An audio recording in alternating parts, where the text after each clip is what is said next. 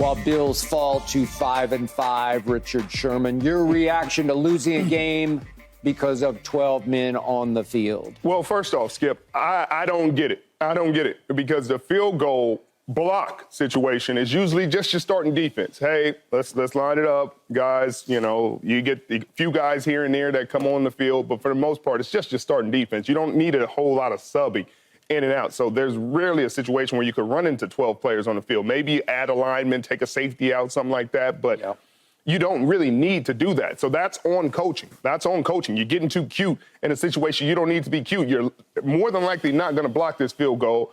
And so what are we doing? What exactly are we doing, and what is your intent? Because you just lost the game because you're trying to get cute on a play where they missed the field goal. The thing you wanted to happen, happened, and you can't benefit from it because you're getting too cute. And this is the whole game. They're getting too cute, Skip. They ran the ball well because everybody's saying, hey, Buffalo needs to run the ball well. Well, Cook ran for, I think he averaged 9.1 a carry. Yep. Skip, they ran the ball well. But Josh Allen not taking care of the ball. No. What are we doing? Week in and week out, Josh Allen has 11 interceptions on the season, leading the league again. When Dak Prescott leads the league in interceptions last year, we jumped down his throat. Thank you. Thank you. We jumped down his throat. Hey, Dak, we got to be better. But Josh Allen, we just lead the league in turnovers year in and year out, and we just let it go. We just say, oh, man, he's such a talent. He's such a generational talent. And I like Josh. Josh is a good guy. But you got to stop turning the ball over. Well, I think when you look at, and I'm giggling because you brought up the Dak Prescott situation, and clearly we all kind of think alike in terms of that. When you talk about who's to blame, the sloppy play, I think it goes all the way around, right? There's a little bit of it that you could divvy up from the players, the coaching staff. When you talk about preparation, Richard is right. Typically, in the teams that I've been on, with some of the coaches that I've played for, this would have never happened at the end of a game. No. Because like Richard says, you in that situation, okay, you're going to leave your defense on the field. You're probably not going to exchange anybody because there's no timeouts. There's no time for running back and forward. They already know that they are prepared in situational football for this to come, okay? They're going to now kick a field goal. We know this. We understand this is what's going to happen. They're going to kneel down. They're going to kick a field goal. They're going to go field goal block, stay with the normal defense on the field. So this is on Sean McDermott. This is not on the players. It's on Sean McDermott, the special teams coach, to know, hey, we just probably practiced this on Friday before we started our walkthrough, or we practiced it on Saturday before we left to go to the hotel. It's no excuse at all. So then you switch to Josh Allen and you talk about turnovers. There was 3 in this game that cost the football team. You talk about the interceptions, and then you talk about the fumble. Then obviously Cook fumbled the football, well documented. You say, hey, 11 interceptions this season, 14 takeaways total, or giveaways, better yet, for Josh Allen. But when you go and you look at his body of work over a period of time, if you go back, Skip, to 2018, since he entered the league, he is leading. He's leading the National Football League, not by 1. Not by 1. But by 9. Okay, and Richard is right. We have the tendency to go after certain quarterbacks when they turn the football over, and I believe a lot of that is draft status, where you were drafted, how fast you rose in most people's eyes to being the competition of a Joe Burrow along with a Patrick Mahomes, where the other guy, in particularly in this case, is Dak Prescott, who has struggled. But if you look at the body of work over the course of his career, he's been pretty lights out. Right. But there's a few games that he hadn't won that people point to and they criticize him. But if this quarterback of Josh Allen is supposed to be the guy, Skip, how come he continues to turn the football over in crucial situations, and we tend to do one of these? Yeah. I mentioned at the beginning of the year, talked about it. Then I forgave him because he started playing well. I'm like, oh, okay, well, he cleaned that up. Well, guess what? It hurt the team again.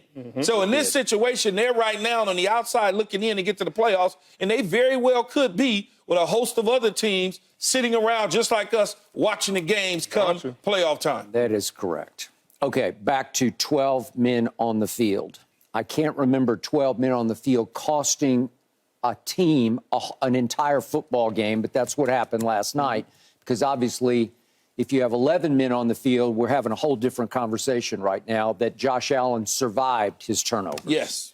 Okay, so Sean McDermott says after the game that they practiced, he said, I'm going to quote him, 2 or 3 times hustling in field goal block for dime, okay? That they went through it at least, he said, 2 times, maybe 3 times in practice. I think he said the Thursday practice. The point is, I'll give them a small break for this. They had so many injuries in their secondary. It seemed like all the safeties got banged up and hurt. I don't know who's actually on the field goal block team, but it's possible that injuries depleted them to the point that there was some confusion on the sideline about now who's in on field goal block. I want to cut you off real quick on that one, Skip. There may have been confusion, but there's somebody that's standing there that says, Skip is out, you're up, Richard. I totally agree. I got it. I know it's chaotic. You guys have been there 1,000 times, especially late game. It just goes total chaos on the sideline. The special teams coach has to be right on top of it. Absolutely. There's plenty, there's enough time, and you can have enough presence on the sideline to at least get that part right, because I watched on the other side as Sean Payton got his field goal kick team ready to fly in, and they had clearly practiced quick field goals under fire, under pressure with clock ticking down. So they were ready. All the Buffalo time. Was not.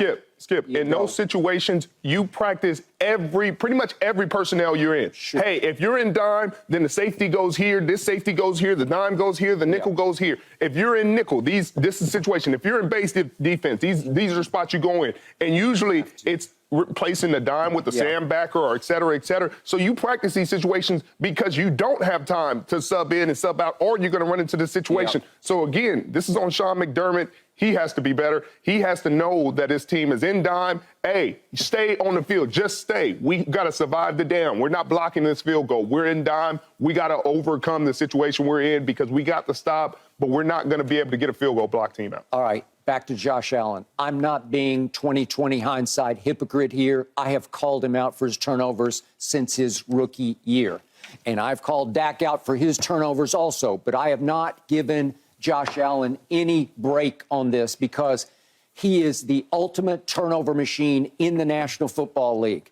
His blessing and his curse is his cannon of an arm, because I think he's got the best arm in all of pro football. I think it's a little better than Mahomes even, but he doesn't have consistent touch. His first interception was an absolute rocket over the middle. I'm not sure if Keyshawn could have caught it. I don't know. Maybe. Now, hold on, Skip. Hold on. First of all, that's a catchable ball. No, but that's okay. It's ridiculous. That's even better because it's going to stick. The faster it go, it's going to stick. Yeah, You're a professional football player. That interception is not on him. If Davis catches that, he can come out the back end and be at the 5-yard line. But, hey, if you have any touch, if you throw a more catchable football, the play was open to be made, and he just reared back and fired That's it what as hard he as should he could. do. No, There's everybody crossing like this. He's got to put it on there. That. I don't think you believe that with your heart of hearts. You got to, because if he lollipops that dude's going to get hit. You know,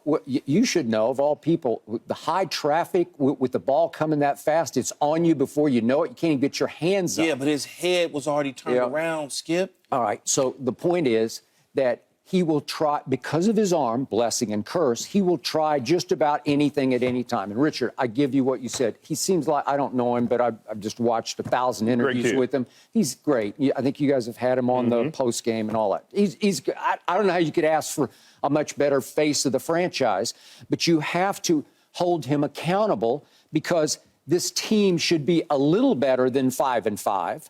And the quarterback is often at fault because he tries any and everything. And it's in part because he's trying to get them over the hump. And yet, all of a sudden, there's a quarterback on the other side that a lot of people wrote off, and Richard knows him really well because Richard played a whole lot of football with him.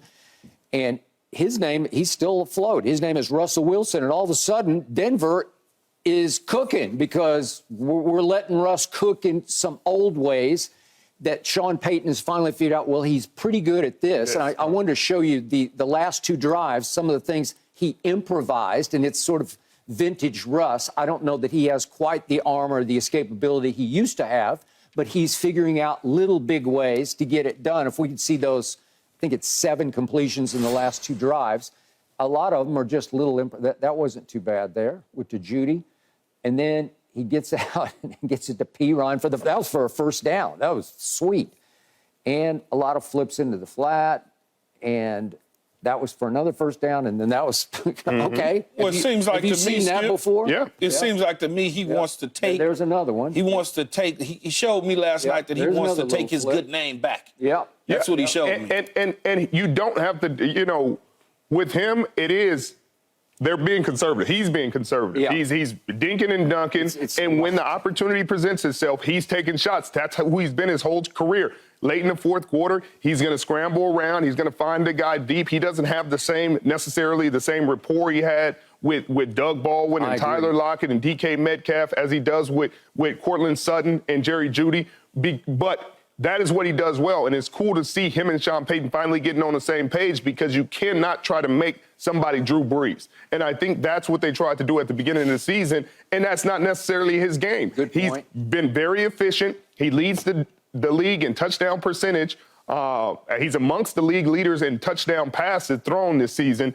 His yardage is down because he's making sure he takes care of the football. He gets the ball down the field. They're playing good defense. They're running the ball well. That's the recipe for success with Russell Wilson, and it has been. But to your point about Josh Allen, people keep saying, hey, the ball bounced off the receiver's hands, and you can't blame him for tipped-up passes. And you're right. You can't blame him for once in every now and then a ball getting tipped up and things like that happening, but consistently, every single year, 2018, 2019, 2020, 2021, 2022, and now in 2023, he's leading the league in turnovers. And so at some point, you have to hold him accountable and say, maybe it's a little bit on him. Maybe, to Skip's point, maybe he's not showing the touch that you need. Maybe throwing out from the opposite hash is not the play that needs to be made. So people always talk about Brock Purdy and all his deficiencies, and he doesn't have this and he doesn't have that.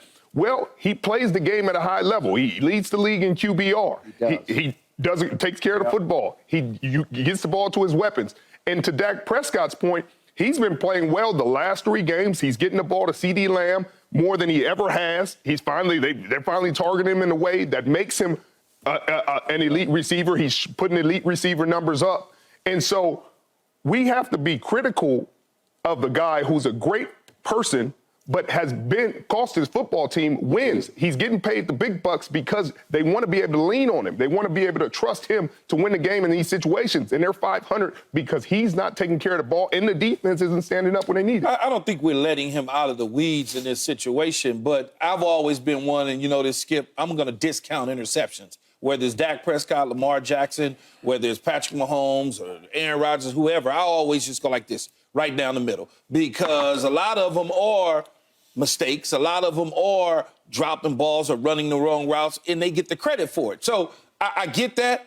Josh Allen, though, is a quarterback that I would love to have on my team. There's no question about it, because he has too many great qualities as a quarterback to ignore. So when you talk about throwing the football, making a changeup, manipulating the football to make it easier for a receiver to catch that you're paying a whole lot of money to, Richard, I'm not with that. Now, yes, when you're late throwing from one hash across the field and getting an interception, that's on you. Because what happens in that situation, because you have a Verlander of an arm, okay, you think you could just throw it anywhere all over the lot, it'll get there before the DB. That's not true when you're doing that, because the DB is going to react. And he paid the price late in that game on the interception. And so now, when you start to really break him down, is he a quarterback that you can trust late in games on a consistent basis? And so far throughout his career, he hasn't shown us that he is that guy. Yeah, he had the one at Kansas City. There you go. You already read my mind, right? You had the one at Kansas City where it was like, not his fault. He did everything he could to put him in it. They wind up losing the game. But there's not enough data that I can look at and say on a consistent basis, he's the guy late in fourth quarters that I can surely trust, Skip, to get me the W with his arm. You played for a coach who famously said, you are what your record says you are. And it says that Josh Allen's team is 5-5. Their schedule is pretty rough. It's the 4th toughest remaining schedule, while on the other side of the ledger, I'm a big Sean Payton fan. He's obviously a chip off the Parcells block, and it took a while. They gave up somehow I still look back at it as the 70. aberration. 70 points? How do you give up 70 points? And then you turn around, and over the last 4 games, they're looking at this. Before the year started, I picked them to be a wild card team. They still have a chance, but they sure didn't look like a wild card team at Miami, because it was hard to fathom how a defense that was top 5-ish last year could come out and give up that many points. And it should have been worse than 70. He called off the dogs after 3 quarters down in Miami. And the last 4 games, they're a top 5 defense. And last night, they looked really good to me. I was going to say last night about the defense, one of the things that I noticed was Surtain, okay, the third. I mean, he's a long dude. When he gets play his against hands, his father? Yeah, I played against his dad in Miami. But when you get, and I think he was in Kansas City as well, when you get when he was getting hands on the receivers, he was disrupting what Josh Allen wanted to do. So he had to go off of 1, back to 2 to get to 3. And by the time that happened, the rush was already up on him. And I'm also a fan of Dalton Kincaid that I wanted Dallas to draft. And I thought he was going to just like change life in Buffalo. And much of the night last night, they were putting Surtain on Dalton. That, you know, he's like a receiving tight end. Patrick Surtain is one of the best corners in the National Football League, hands down. One of the most technical corners from a backpedaling standpoint, off coverage, press coverage. And he's been kind of lost this season because their record hasn't been the greatest and the defense hasn't been playing well. So you kind of lose that. Between him, Sauce Gardner, Darius Slay, you know, some of the elite corners, Jalen Ramsey now back in Miami. But if you look at the tape and you look at just how you want a corner to look, how you want his pedal to look, how patient you want it, the speed, his eyes, his placement, he is teach tape week in and week out, and he deserves all the credit in the world. He's well coached. He's been well coached. His defense has been playing lights out, like you said, the last 4 weeks, but I still don't have them winning. I still don't have them in the playoffs. They have some tough games coming up. Josh Dobbs is now a very tough out in Minnesota. Kevin O'Connell is making his coach of the year. They got him at Denver. Yeah, they got another primetime game, their third primetime game in a row. Monday Night Football. Then they got the Browns. That's going to be a very tough out. Deshaun is playing well. And that defense is really tough to deal with. Houston Texans, we're talking about C.J. Stroud and his MVP case and how he's been playing, and D'Amico and these guys they can probably beat the Chargers. That's a game they can probably win. The Lions, Dan Campbell, I don't see them winning that game. So then they get the Patriots, and then they get the Chargers at home. I think they got a shot. I think they got a shot. Wow. I think they certainly got a shot just listening to you run it off. Cleveland certainly showing something. Minnesota's showing something, but I'm not ready to just say Minnesota's all of a sudden has a rebirth. And then Cleveland, Deshaun's playing well. Houston's going to be tough because they just scrappy. The Chargers, I think by the time they get to the Chargers, they probably going to put a nice nail in their coffin, because the Chargers certainly aren't a team that scares me. Detroit's going to be fighting for some sort of seeding. The Patriots, again, coffin type situation. The Chargers coffin. And then obviously the Raiders will be fighting for a playoff spot right with them if they continue to keep going. If they can figure out how to beat Miami down in Miami and upset Kansas City in Kansas City, they'll be in the mix. And yet Buffalo, you look down their stretch, and they have to go to the Eagles. They have to go to Kansas City. They do have the Cowboys up there. I'm not feeling so bad about that game right now. And then they have to go to the Dolphins to end it. So it's no cakewalk for them coming home. The fact that you don't feel scared a little bit. I was very scared of that game. Now all of a sudden, huh? In fact, I had put a big old blue L. The only thing that I would say is that weather can turn. I know. It can be problematic. It can be. But I just don't. I don't know, because Josh Allen isn't putting up the big numbers consistently. Well, he still got the yardage. So let's not get too crazy. But the interceptions, the fumbles, the turnovers in big games, big situations, it's almost like a defense can hunt for him and get him. You kind of expect them as a defense. You expect 1 or 2 a game because of the way he plays the game. I see them, they're going to be in a dogfight in the divisional game against the Jets. They can beat the Eagles. It could go either way. It's just it's a wild card. Last quick point, because we would be remiss if we didn't show Russ's touchdown pass to Cortland Sutton, because it was a thing of beauty, though it's debatable whether it was lucky or good or both, because my rule of thumb is on 4th and goal, if the quarterback has to retreat and is getting chased backward, your odds of completing a pass at that point are like 2%. I was going to say about 3%. No. Russell has done this in his whole career. If anybody can, boy, that is. I've seen hard. it. Well, he threw it only where his guy could catch it. Yep. I mean, if you look at from a back angle, Yep. Russell deliberately threw it in the back corner of the end zone where only Sutton was going. He knew he was going in that direction, so he threw it exactly where he wanted him to catch it at. He didn't put it short or anything. I've seen Tyler Lockett catch this pass from Russ probably 5-6 times. Yeah. Doug catch it 6-7 times. Jermaine Kearse. This is what he does. This is what he does well. And it's good to see him getting back to it. Boy, it is. But you know what? Thank God for instant replay, because immediately the ref is just saying no good. And I'm saying, really? Are you sure? And then we take one look at it and you say, he got his feet down. Human error is just, it's rampant when the play is bang, bang like that on the edge. Everything happens so fast. Those referees, things are just flashing in front of them. All right, speaking of the Dallas Cowboys, we got to talk about them next, because wait a second, is the bandwagon rolling for Dak to be in the MVP conversation? That is next. No mercy, no mercy, no mercy. Thanks for watching, Undisputed fans. Do you want more highlights from the show? Make sure to click that subscribe button for all the exclusive content from Undisputed.